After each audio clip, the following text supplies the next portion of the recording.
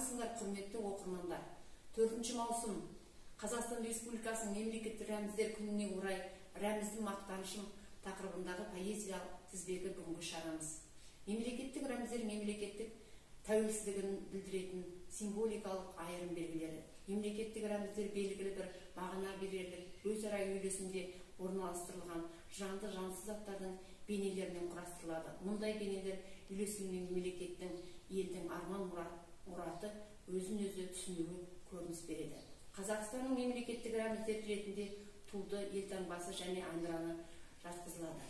Мемлекеттік рәміздер тәуелсіздік нышаны ретінде ерекше қадірленіп, оларға биік мәртебе беріледі. Сондықтан да мемлекет адамдарға мемлекеттік рәміздерді қастерлеуді парыз етеді.